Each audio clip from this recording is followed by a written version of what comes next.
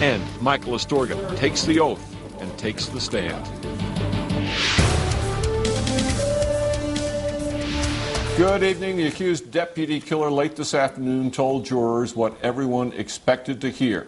He didn't do it. Michael Astorga took the stand in his own defense this afternoon and testified it would have been impossible for him to murder Deputy James McGrain Jr. News 13 Maria Medina is covering the trial and has more from District Court.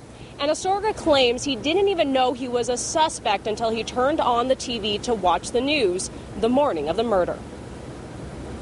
How could this be possible? It didn't make any sense to me. It was shocking to see it. I just remember just sitting there looking, and it didn't make sense. He's accused of gunning down Deputy McGrain because he was wanted at the time. McGrain pulled over Astorga's pickup truck for a broken light at 12:44 a.m. into Harris 4 years ago. But Astorga told jurors he'd been at his friend's home in the North Valley nearly a half hour away, where he stayed until 1 or 2 in the morning. He also claims he'd left his truck at his East Mountains home with the keys on the floor mat and had used a different car that night. Astorga says after he learned he was wanted for McGrain's murder, he went into hiding for a few days, then got a ride to Mexico because he'd heard investigators were making threats to his friends and family, and he was afraid for his life. Why didn't you just call the police up? At that point in time, I don't think it's something that you're just going to call the police and say, hey, this is what's going on, when you're being told that you're going to be killed by the police. And police found him at a hotel in Juarez, Mexico about 2 weeks later. A witness who met him there testified that Astorga bragged about the murder and that he even said he got rid of the murder weapon. Back to you.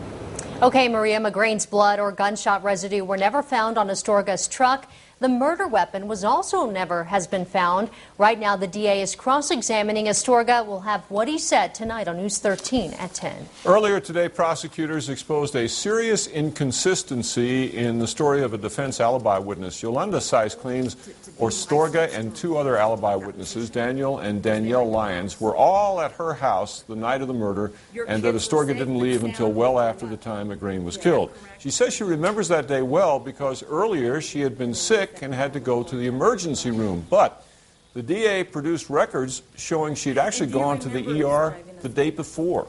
And about how long were you driving a school? You were assuming this was Tuesday, March 21st of 2006. Yes, I had, like I said, I had those days mixed up. But now we know that you were at the ER on Monday. Yes. March 20th. So if the Lyons were over at your house, it was on Monday, March 20th. Yes. But Seiss came back and said it really was the night of the murder, that they were all there, not the night before, and that she was confused about the dates because of medication.